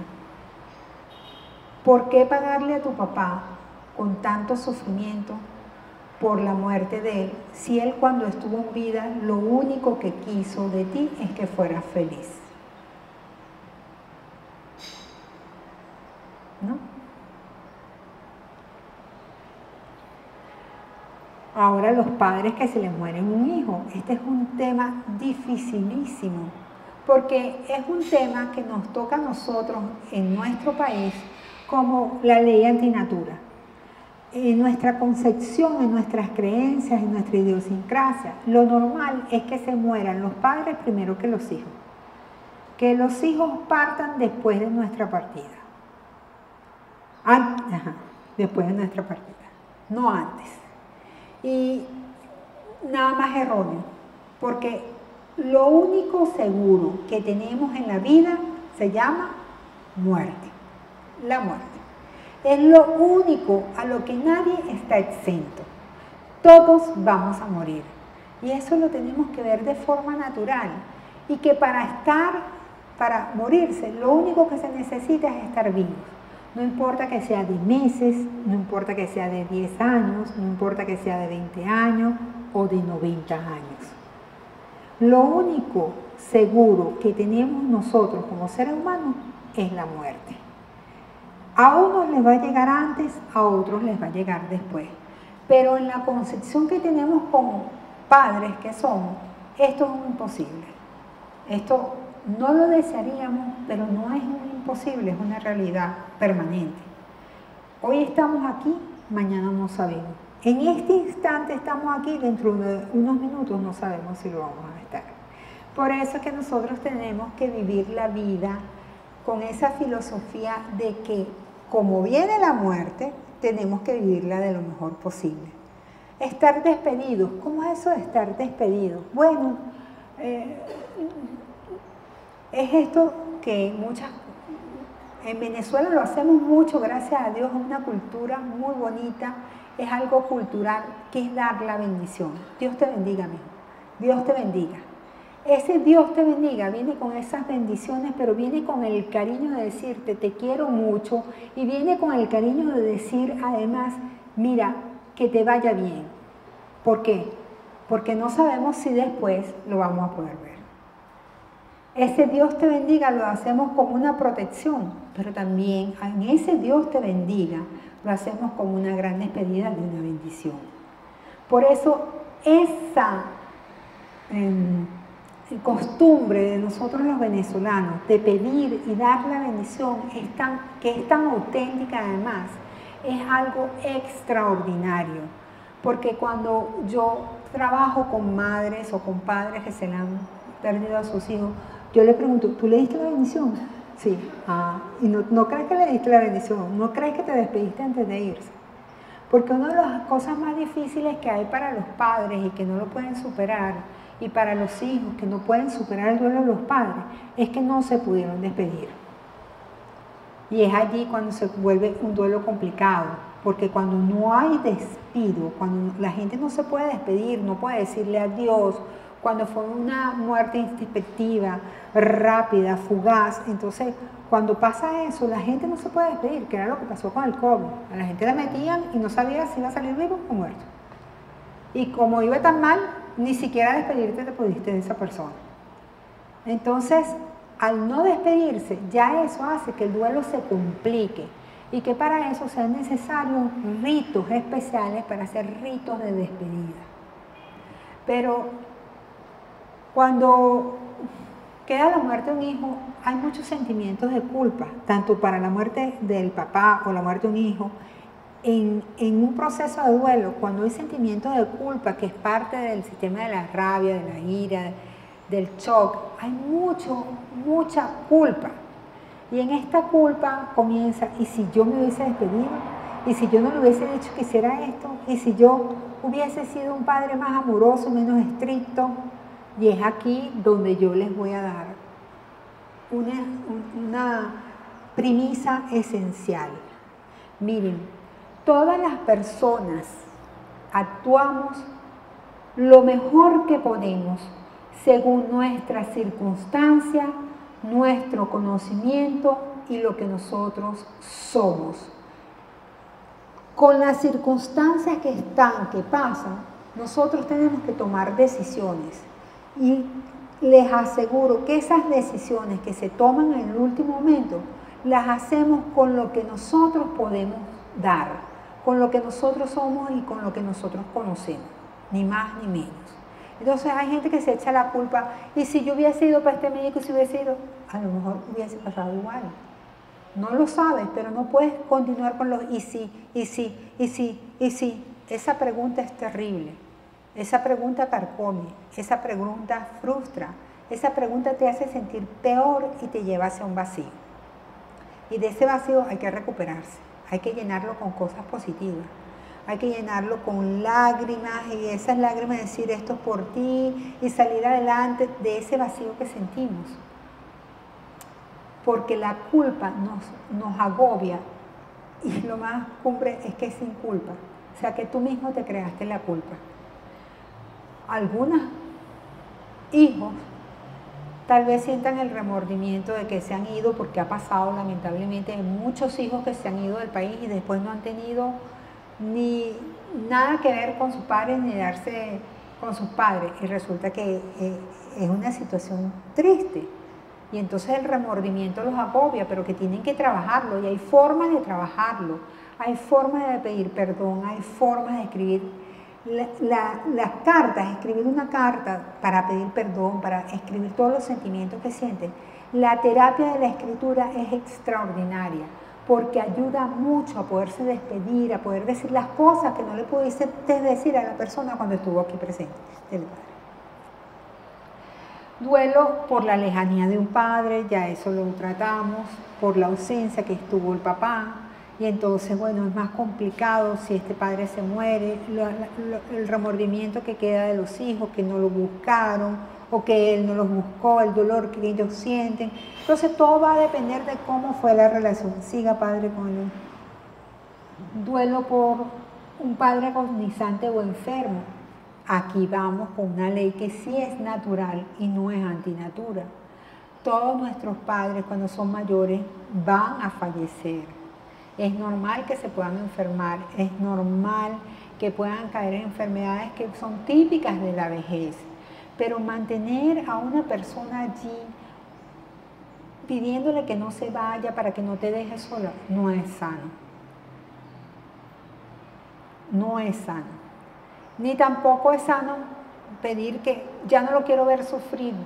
Vamos a darle la eutanasia, porque esa es la otra, o sea, no quiero verlo sufrir, como lo quiero ver sufrir, vamos a aplicarle eutanasia. Gracias a Dios en Venezuela está prohibido, pero no solamente está prohibido legalmente, sino que eso es matar a la persona. O sea, una cosa son los cuidados paliativos y otra cosa es la eutanasia. Son dos cosas muy diferentes, totalmente diferentes. Los cuidados paliativos es estar allí con la persona para que tratarle de darle la mayor calidad de vida en el momento de su sufrimiento por la enfermedad. Pero no es que, mire, vamos a acelerar este proceso, porque no lo quiero ver sufrir. No, tú no eres Dios para juzgar con la vida de nadie, ni siquiera con la de tus padres, por mucho que esté sufriendo. Dios decidirá cuando esa persona le corresponde irse. Al igual que muchas veces son los padres los que no se quieren ir.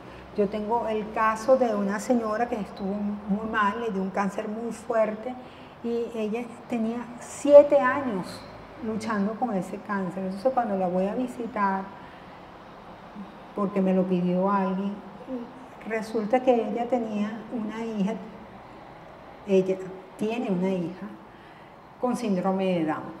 Entonces no se quería ir por temor a quién iba a cuidar a su hija con síndrome de Down. Entonces la señora estaba sufriendo muchísimo y todo, pero no quería dejarla sola. Entonces luchaba hasta más no poder con su enfermedad y no podía más con su enfermedad, pero por no dejar a la hija sola. Por eso estos son temas que son muy fuertes, muy controversiales y van a depender, como yo le digo, de muchas circunstancias, de muchos factores, de cómo está pasando la persona, de sus circunstancias, de su entorno familiar, del día a día, de cómo es su situación, ¿no? ¿Qué se puede hacer con los padres agonizantes y enfermos? Darle la mayor calidad de vida, hacer que sus días sean lo mejor posible, darle calidad de vida, pero tampoco aferrarnos a que se quede por todos los medios, porque hay personas que pierden muchísimo dinero pensando que van a extenderle la vida del padre y quedan adeudados, quedan con unas deudas inmensas de cuidados paliativos, de cuidados intensivos, de todo lo demás. Entonces, ¿es necesario el cuidado intensivo? Solo si realmente existe la posibilidad. Y hay gente que explícitamente dice, yo no me quiero someter a nada, a mí déjenme tranquilo, y los hijos no le hacen caso. Entonces, siempre hay que hablarle con la verdad y hacer lo mejor posible, pero tomando en cuenta al enfermo. Duelo por un hijo enfermo o agonizante, que es lo mismo que un padre que sufre la muerte de su hijo. Esto es un preduelo. Y nadie quiere ver a su hijo morir. Nadie lo quiere ver. Porque para ellos esto es antinatura, lo que les decía. En una oportunidad yo tuve el caso de un amigo cercano que, bueno, ya falleció, y él me confesó en una oportunidad y después me lo dijo abiertamente que podía decirlo, que él le pidió a Dios que le cambiara su vida por la vida de su hijo agonizante. Él, sin darse cuenta, atropelló a su hijo de 3 años y se lo llevó y bueno, lo sacaron, estuvo un tiempo en terapia intensiva, el niño se salvó, pero él le pidió eso. Y es como cuando nosotros decimos la promesa, que está ahí la negociación, esa etapa, él negoció. Les puedo asegurar que cuando los padres están en esta situación, todos quieren intercambiar su vida por la vida de sus hijos. Pero esto no siempre ocurre. En su caso ocurrió. Le dio una enfermedad degenerativa y sufrió muchísimo porque se fue complicando todo hasta que tuvo un paro cardíaco. Y él llevó su enfermedad con mucha alegría y paciencia porque entendía para él que Dios había escuchado sus oraciones y le cambió su vida por la vida de su hijo. Hasta ese punto son capaces los padres. Pero cuando viene la frustración y el enojo y todo lo demás, cuando uno siente que no es escuchado por Dios y que esas oraciones no llegan. Otros duelos, pues, cuando un padre ve sufrir mucho a su hijo porque, por ejemplo, ven que a su hija le ocurrió una decepción amorosa y la dejaron plantada en un altar. Ese padre lo que quiere es agarrar una pistola y matar al novio. Primero lo quería matar por entrar a ser novio y después lo quería matar por haberle dejado a la muchacha. Entonces es normal sentir todos estos dolores. El duelo por las malas relaciones con los hijos. Hay padres que aman enormemente a sus hijos, pero parecen sal, agua y aceite. No se pueden ver juntos porque lo único que hacen es pelear, no tienen buenas relaciones, lo que llaman relaciones tóxicas por ahí, que tienen una relación tóxica con sus padres. Y esto se puede manejar. Todo esto se puede tratar. Pero es un dolor muy grande porque ni los hijos quieren llevarse mal con su papá, ni los padres quieren llevarse mal con sus hijos. Es un dolor muy fuerte. Y duelo por la posibilidad de la pérdida del alma de los hijos. Miren, hay padres que sufren mucho de ver que sus hijos han tomado un mal camino. Y cuando el padre trata de orientarlos y los hijos no se dejan orientar, pero que tú vas a saber de eso, tú eres un viejo decrépito, y se tratan así con una falta de respeto. Entonces después vienen los remordimientos, si yo le hubiese hecho caso a mi papá, si yo le hubiese hecho caso a mi papá. Entonces, todas estas circunstancias por las que pasa la muerte o por las que pasa esa pérdida, necesita cada uno de una lupa distinta para verlo. Lo que sí podemos hacer es recordar que cuando nuestros padres toman las decisiones, lo toman lo mejor que ellos pueden con las circunstancias que pueden. Porque un padre que fue muy exigente con sus hijos, a lo mejor tuvo unos padres también que fueron muy estrictos con él. Y aunque él quiso hacer lo mejor, hizo lo mejor que él podía con las circunstancias, con los valores, con las creencias que le asignaron. Entonces está de nuestra parte hacer lo mejor y comprender, porque ya podemos comprender que ellos lo hicieron lo mejor posible cuando fueron nuestros padres. Y cortar de eso de generación a generación. Pásale, Padre. Porque tenemos que sanar nuestro corazón para poderlos recordar con alegría, para que nuestros hijos no vivan esos duelos que estamos pasando con nuestros padres. Que le des la oportunidad además, porque a lo mejor tu papá no ha sido el mejor padre del mundo, pero tu papá puede ser el mejor abuelo del mundo. Y ustedes ven que eso es así. Miren, a mí me da mucha risa de ver algunos posts y algunos reels que salen las abuelas corriendo y tiran la cartera y la hija la va a saludar y ¡pum!, la tira, va directo al nieto. Y así son los abuelos, directo al nieto. ¿Por qué? Porque es una segunda oportunidad para ellos también. Primero, de consentirlo lo que no pudo consentir el hijo, porque dice, bueno, tus hijos son tu responsabilidad, yo lo que me encargo es de consentirlo y malcriarlo. Pero no es así, tienen que ayudar también a criar adecuadamente, porque ustedes pueden darle esa orientación, los papás pueden darle esa orientación a los hijos de que los niños no debemos criarlos como esa generación de cristal, sino que debemos criarlos para que ellos sean capaces de vivir esas experiencias, de sentir el dolor y salir fortalecidos ante esto. Porque si no, cuando les venga un dolor, se van a desplomar porque nunca pudieron afrontar cuando debieron afrontar los dolores que le debieron ocurrir, porque los padres no lo dejaban. Entonces, ¿qué es recordar con alegría para sanar el corazón? Sanando el corazón, tomar las cosas buenas de esa relación con tu papá, de esa relación con tu hijo, tomar las cosas hermosas. Yo sé que muchas veces, por ejemplo, a las jóvenes que se les mueren los padres cuando ellas están pequeñas, quedan con la ilusión perdida de que, por ejemplo, no pudieron llegar al altar con su papá, que fuera su papá quien las llevara al altar. Pero tu papá va a estar acompañándote en el corazón y con todas esas enseñanzas que te dio, que te convirtió en su princesa, pues ahora tú tienes que saber que va a ser tu esposo, tú vas a ser su princesa ahora.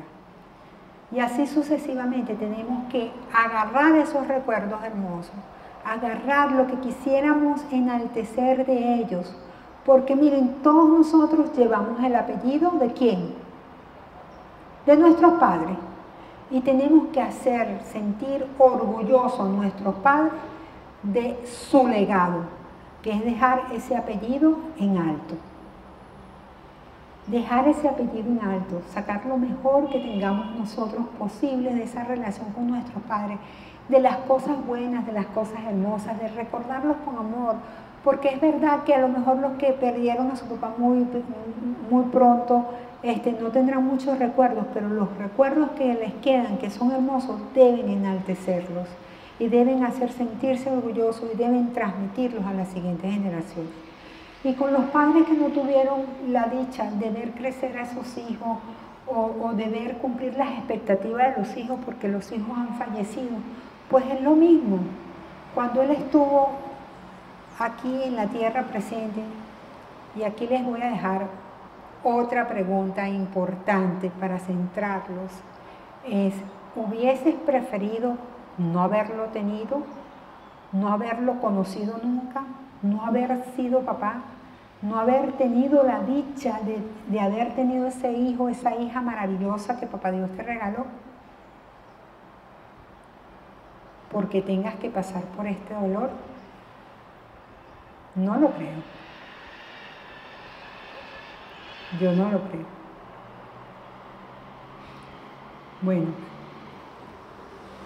hasta aquí lo dejamos para que si hay alguna pregunta, nosotros pasamos consultas online, y digo nosotros porque yo tengo un equipo de tanatólogos que hacen las consultas online, y yo paso consultas aquí también presenciales en el espacio para las sesiones tanatológicas que la parroquia, por la aprobación del padre Elvis, nos dio para poder prestar este servicio tan importante de acompañamiento en los procesos de duelo. Bueno, muchísimas gracias. Si tienen alguna pregunta.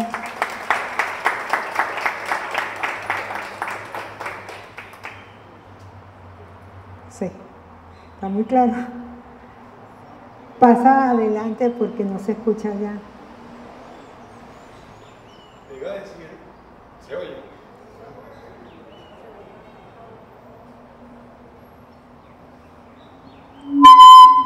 Perdón. Decías en la exposición que la sanación del duelo dependía de la relación que pudieras tener con ese ser querido que se había ido y cómo había sido. Y que en algunos casos podía ser de 2 años o podía ser menos y que dependía de cómo podía ser.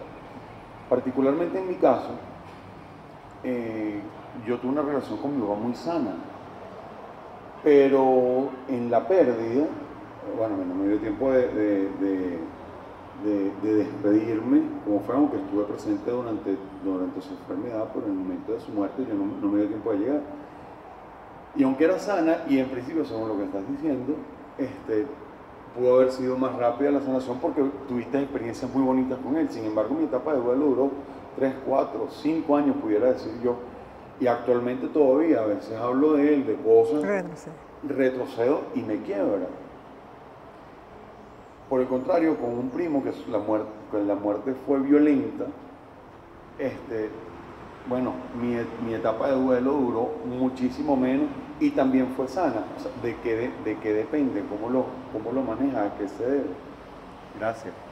Gracias a ti por esa pregunta tan importante. Mira, fíjate, yo les comentaba que sí, la gente dice, el tiempo lo sana todo. No, señor, el tiempo no lo sana todo. Lo que hagas en ese tiempo es lo que va a ayudar a que tú sanes.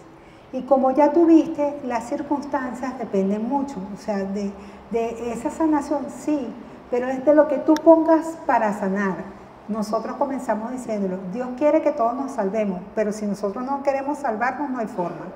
Entonces, si tú quieres sanar y quieres ver cómo puedes sanar ese proceso de duelo, porque ya estás viendo que tú puedes estar bien un día y de repente el acabose.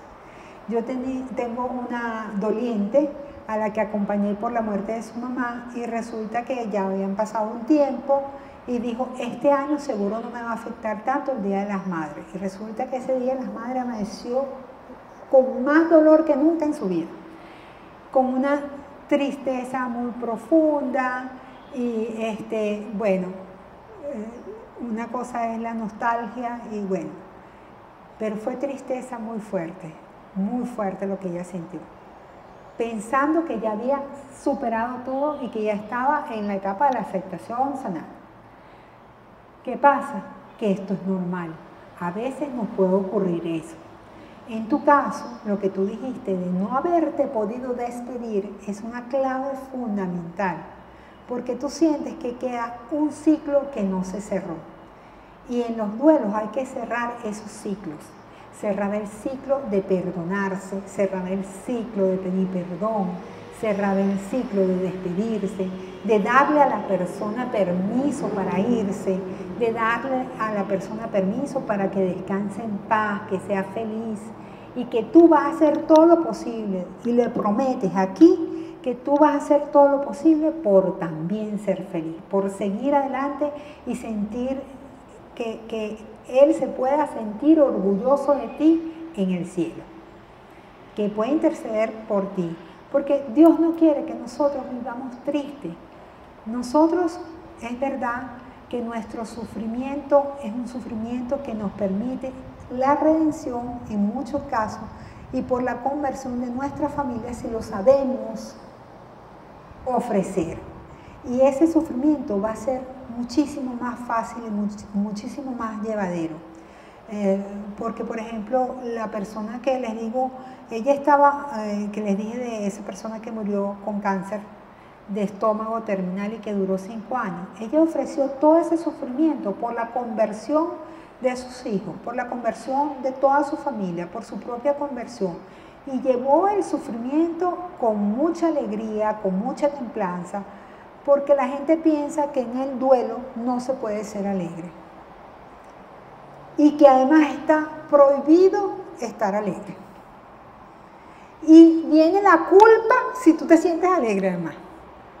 Y además viene como el escarnio público si te ven sonreír. Mira, pero si no se le acaba de morir su papá, no se le acaba de morir su mamá, no se le acaba de morir un hijo, ¿por qué se va a sonreír así? Porque además te quieren como condenar un espacio de que esa persona está en duelo, va a ser una amargada, va a ser una persona triste, porque tiene que serlo, porque se le acaba de morir su ser querido, o porque se le murió el esposo y no puede reanudar su vida. Y no es así. Tenemos muchas concepciones erradas, pero lo que sí podemos hacer es buscar ayuda para sanar adecuadamente. Y la ayuda, bueno, esta es una forma, asistir acá. Hay mucha ayuda de literatura en internet, hay muchos libros buenos que uno puede leer. El tanatólogo, a diferencia del psicólogo, el tanatólogo es exclusivo para este tipo de pérdidas, para los procesos de duelo ante cualquier tipo de pérdida. ¿Y cuál es la diferencia? Que el tanatólogo debe ser la persona más cercana para entender lo que es el sufrimiento. Y eso es nuestra característica. Debemos haber sentido el dolor y haber pasado por nuestro proceso propio de sufrimiento para poder ser condescendientes con otro en el sufrimiento. Entonces, eso es una característica muy específica que debe tener el tanatólogo.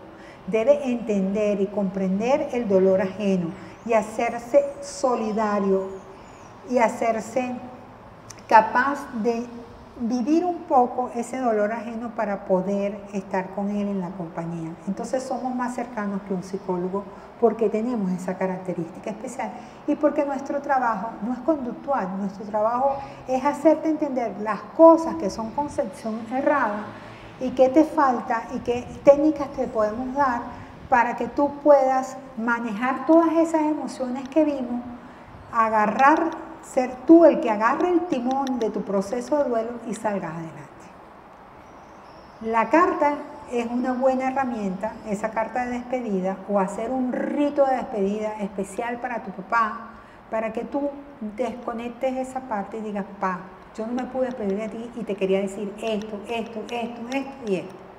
Y sé que a lo mejor tú querías decirme tales cosas y te imaginas todas las cosas que él te quería decir y te despides de tu papá. Eso te va a ayudar. No sé si te pasa.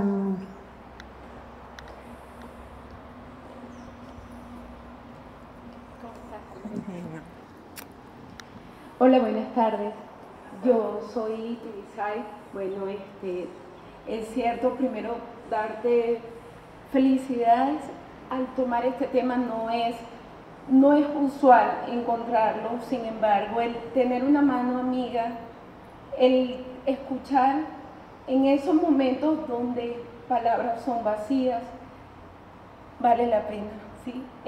Les cuento un poquito, mi historia es familia de 6, de los cuales 3 hembras y un varón. Mi hermano falleció de 20 años, el único varón, y bueno, ciertamente como que todo salió rápido y los duelos se sanan. En ese momento a mí me tocó asumir el llevar adelante ese proceso de entierro y aquellas cosas que uno cree que jamás te van a pasar. Luego, pasados 7 años, ciertamente me llegó un duelo, pero fue por la parte material. Estuve a punto de perder mis 2 hijas. El apartamento donde vivíamos se quemó y bueno, bendito Dios, ellas quedaron ilesas, pero eso pasó. Y yo ahí, bueno, seguía, ¿no? Trabajando como agarrando fuerza de donde no era. Y pasado 3 años, es decir, 10 de la muerte de mi hermana, mi mamá falleció y yo dije, ya no puedo. En ese momento toqué fondo y más abajo y yo decía, nada, o sea, se murió mi mamá, ni mis hijas me levantaban. Señores, la depresión existe, estuve medicada durante 1 año, hoy por hoy, mira, sí, he encontrado la valentía, hoy gracias a Dios no sigo dependiendo de los medicamentos. Años más tarde murió mi papá y gracias a que pude tratar esa enfermedad en su debido momento, porque claro, el psicólogo, el psiquiatra ya me decía, ¿por qué llora? Ya yo no sabía por qué llorar. ¿A quién lloro? A mi mamá, algo que pudo ser, pero que en mi cabeza se quedó en ese efecto que podía haber ocasionado, que no pasó porque mis hijas quedaron bien, pero mi mente no lo concibió de esa manera. Y ya luego cuando mi mi mamá murió, pues no fue nada fácil. 10 años más tarde murió mi papá y miren, lo recuerdo y uno se agarra de esas palabras, de esos momentos jocosos. Hoy por hoy yo voy y a cualquier cumpleaños donde y me dan torta para mi mamá, yo le pico el ojo y todo el mundo me mira, pero es algo jocoso, es vivirlo, es recordar y nutrirse de esos pequeños momentos de saber que la depresión existe, se tiene que tratar y seguir adelante. Así que gracias por eso. Bueno, fíjense, gracias Tibisay. Es muy cierto, la depresión existe, pero acuérdense que uno cae en depresión cuando te estancas en alguna de esas etapas, cuando te quedas mucho tiempo sumergido en la tristeza, cuando te quedas mucho tiempo sumergido en la ira, en la rabia, porque hay una depresión explosiva y una implosiva, o sea, hay una endógena y una endógena, una que es hacia afuera y una que es hacia adentro. La depresión hacia adentro es que es sumisa, que uno no quiere nada, no quiero nada, pero la que es explosiva, que es la de hacia afuera, miren, uno puede matar a cualquiera que se le ponga por delante. ¿Y qué tiene? Una depresión. Entonces, ¿cuándo nos ocurre esto? Cuando nos quedamos estancados mucho tiempo sin hacer nada en alguna de esas etapas. Cuando nos quedamos estancados en esas emociones.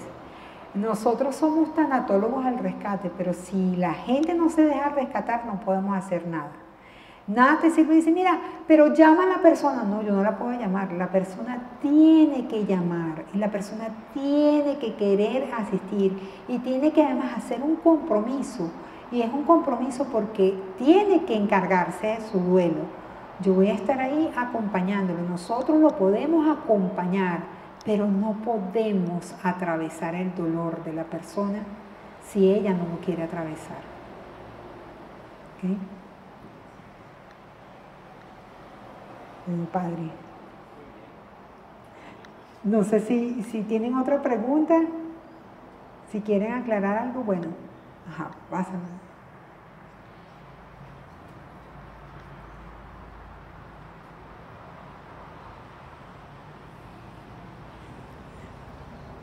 Sí, mi consulta es posible, o sea, en este momento no sé si he llegado a la aceptación de ese duelo o si realmente es posible llegar allí y retroceder, porque dentro de mi duelo hay mucha culpa que no es mía tampoco y que la reconozco y hoy en día entiendo que hice lo mejor que pude en ese momento, que lo llevé al centro que pude en ese momento, pero me pasa. Y es como que la muerte de mi papá es como un fantasma, que no quiero volver allí, porque esto me pasa todavía. Y es raro porque, igual que Tibi, yo soy capaz hoy de hablar de mi papá y de echar cuentos de mi papá, de reír y tenerlo todo el día presente sin quebrarme. Pero, y entiendo en ese momento que es como que, bueno, ya aceptaste la muerte de papá, está bien, pero no sé si realmente es aceptación o es esa parte de la alegría que puedo vivir dentro del duelo y que todavía estoy en el duelo. Porque luego de la muerte de mi papá, yo tuve una depresión también súper profunda, me automediqué,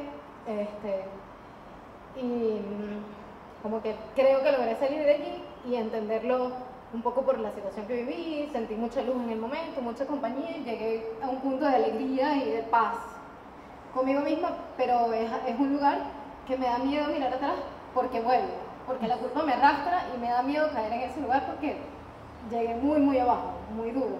Entonces, que la pregunta en realidad es, cuando llegas a la aceptación, ¿realmente ya no vuelves atrás o puedo realmente aceptar y volver por cualquier cosa como la culpa? Ok, gracias a ti, mi amor. Lamento mucho esa experiencia, lamento la pérdida de tu papá, igual que para ti. Miren, ¿cómo sabemos que llegamos a una aceptación completa? Es normal que en fechas importantes, como el aniversario, porque ya ellos no van a cumplir años aquí, recordamos su aniversario, estaría de aniversario, estaría cumpliendo 50 años de casado, con mi papá y mi mamá ahorita, estarían de 50 años de aniversario. Lo recordamos en ese momento. Y en ese momento podemos sentir tristeza, pero nosotros podemos hablar sin que se nos quiebre la voz. Vamos a recordarlo con serenidad, más bien vamos a recordarlo con fortaleza. ¿Por qué? Porque todo sufrimiento deja un crecimiento. Todo sufrimiento nos hace crecer y nos hace salir fortalecidos en ese proceso. Entonces, si tú todavía tienes esa culpa que te arrastra, debe ser que tienes que manejar mejor esa culpa y ya la estás comprendiendo. O sea, que sigues en tu proceso de duelo. Uno dice, uno jamás lo supera. No, no superas la muerte de un ser querido, pero si aprendes a vivir con su ausencia. Aprendes a vivir sabiendo que ellos nos antecedieron, que vamos a ir pronto a su encuentro. Pronto no sabemos. El pronto puede ser 40 años o puede ser mañana. Pronto no sabemos. O sea, y no es vivir pensando en la incertidumbre de cuándo va a ocurrir, sino hacer lo mejor posible para que ellos se sientan orgullosos de ti, para sentir que valió la pena todo el esfuerzo que hizo porque tú fueras feliz, tú se lo estás demostrando. Entonces, hay que manejar la culpa, hay que tratar esa parte de la culpa. Cuando uno llega a la aceptación, uno puede mirar atrás sin que se te resquebraje la voz, hablar de la persona y ver atrás sin llorar. Es normal que de vez en cuando, por ejemplo, el día de la boda de tus hijos, o el día de tu propia boda, o alguna fecha muy especial, significativa, tú sientas nostalgia. Nostalgia. Es distinto. Es allí cuando llegas a la aceptación. Porque lo que estamos llamando de recordarlos sin que nos duela es nostalgia. ¿Ok? Y hay que trabajar en eso.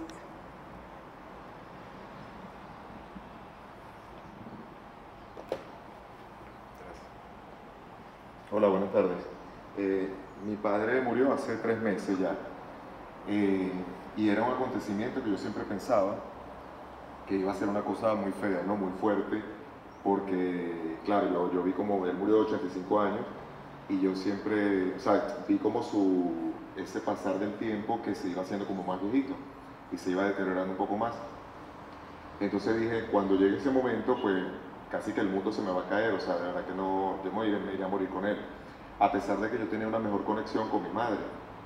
Pues resulta que llegó ese momento y claro, no sé si, creo que tiene que ver como cuando tú eres el encargado de llevar todas esas cargas, o sea, porque mi hermana está en Bogotá y yo soy el único que está aquí con ellos, entonces me tocó como que hacer todo lo del funeral, la clínica, entonces yo creo que tú estás tan cargado y tan ocupado en eso que no te da tiempo en ese momento como de sufrir como tal, ¿no? Claro, después pasado eso, el cementerio, yo lo lloré, me dolió mucho, pero fue una cosa como muy, muy tranquila, pues no fue tan fea como yo la había imaginado. Y justamente en este momento, o sea, yo lo he ido concientizando y claro, me duele, lo extraño mucho, pero siento que se puede manejar. O sea, dentro de todo, y a pesar de que mi papá y yo tuvimos una relación un poco mala desde pequeños, yo no sé si tiene que ver con que de un tiempo para acá, claro que ya uno es adulto, yo traté de llevar la mejor relación con él, ¿sabes? De sanar, de limpiar, de mejorar, de abrazarlo, de llevarlo al médico las veces que quisiera, de viajar, de todo eso, porque yo dije, cuando llegue ese momento, pues yo creo que yo quiero quedar en paz, o sea, conmigo y con él mismo justamente. Y yo creo que 3 meses a mí me parece que es muy poquito ahorita, o sea, porque lo siento que fue ayer. Pero sin embargo, yo al principio empecé a medicarme también. Yo tengo un médico amigo y él me dijo, mira, puedes tomar esto para que no sea tan fuerte, porque yo a veces he sufrido de insomnio y con esto, pues, casi que la primera semana, pues, empecé a sufrir de insomnio. Pero ya como la tercera, cuarta semana al mes, ya me empecé a sentir mejor, claro, por la medicación, pero también porque era un proceso como de concientización que tiene que hacer cada quien, ¿no? Entonces, claro, yo decía, bueno, pero si yo estuve con él hasta el final, yo estuve con él en los momentos más difíciles, yo tengo que estar tranquilo, o sea, yo tengo que estar sufriendo con él. A diferencia, por lo menos, de mi madre o mi hermana, que están como que con la desesperación constante, que el luto, que no, que hay que vestirse de negro, que hay que estar sufriendo a cada rato. Y yo digo, pero no tienes por qué estar sufriendo, o sea, vamos a recordar lo bonito, vamos a recordar tantos momentos agradables que tuvimos y todo lo que él hizo, todo, o sea, como que el legado que dejó. Yo creo que si piensas en eso, si te quedas con eso, pues eso te va a llenar mucho más y eso te da cierta paz, cierta tranquilidad para llenar ese vacío. ¿Cómo es tu nombre? Larry. Larry, muchísimas gracias por contarnos tu experiencia y lamento mucho la pérdida de tu papá. Mira, gracias a Dios lo tocaste este tema porque yo estaba pendiente de tocarlo y no lo toqué. Sí creo que lo toqué someramente, pero se lo vuelvo a recordar. En una familia, cuando se muere alguien, es como que si se mueran distintas personas, porque la relación con cada persona era diferente. Entonces, el sentir de tu mamá y de tu hermana es distinto al tuyo porque tuvieron una relación diferente y los duelos son diferentes. En este momento que tú te sientes bien y que has podido alcanzar esa paz, que es lo que buscamos todos, sentir paz, pues tú tienes que ayudarlas a ellas, pero desde su dolor, no desde el tuyo. Desde la comprensión de su dolor, no desde el tuyo. Porque son distintos. Y como son distintos, tú más bien tienes que decirle, bueno, mamita, vamos a llorar juntos. Aquí estoy yo para prestarte mi hombro para que llores por mi papá, yo te voy a acompañar, aunque tú no quieras llorar. Pero eso es lo que necesita tu mamá o lo que necesita tu hermano. Teniendo la compasión del dolor del otro, porque es que todos somos distintos y para cada persona el dolor es único, o sea, no lo puedes comparar. Esa es la regla número 1. En un duelo no podemos comparar nuestros dolores. Todos somos distintos como personas. Imagínense que unos gemelos que nacen como 2 gotas de agua que parecen igualitos, piensan diferente. Y así como piensan diferente, sienten diferente. Aunque tengan parecidos en algunas partes de la personalidad, con algunas características de la personalidad se parezcan mucho o porque los criaron igual, pero aún en una misma familia, miren, nosotros somos 3 hermanos, 2 varones y una hembra. Y aunque fuimos criados por nuestros padres, nos dieron los mismos valores, nos dieron todo, nosotros pensamos completamente distintos los 3. Y aunque nos queremos muchísimo, yo creo que si hubiese ido por el camino y me pasa mi hermano pequeño por al lado, yo no hubiese sido amiga de esa persona nunca. ¿Por qué? Porque somos diferentes. Y lo quiero muchísimo, pero somos completamente distintos. Y somos hijos de los mismos padres, papá y mamá, criados igualitos. Entonces, como el sentir es distinto, el dolor va a ser distinto. ¿Ok? Y tienes que acompañar al otro en el dolor del otro, no en tu dolor, ni comparando. Y tienes toda la razón, eso que tú pudiste hacer de sanar antes de la muerte de tu papá fue lo que te ayudó a tener esa relación y a sentirte ahorita como te estás sintiendo. Y no pensar que fue un duelo retardado por todas las cosas que tuviste que hacer, porque mucha gente retarda sentir su dolor por todas las actividades que tiene que hacer. Y después, para no sentir el dolor, se mete a trabajar y se vuelve workaholic, trabajólico, para no sentir el dolor y comienza a trabajar y trabajar, o se mete con cualquier otra adicción, se va para el gimnasio y comienzan a hacer ejercicio, porque no quieren sentir el dolor. Y lo que están es haciendo retardar su proceso de duelo. Eso es otra cosa. ¿Bien? Entonces uno tiene que acompañar al otro, pero desde el dolor del otro. Ok, bueno, muchísimas gracias por haber asistido y recuerden que esto es para compartirlo con los demás. Estamos completamente a su orden y esperamos poder seguir adelante con estas charlas de tanatología para formarnos y ayudar a los demás. Gracias.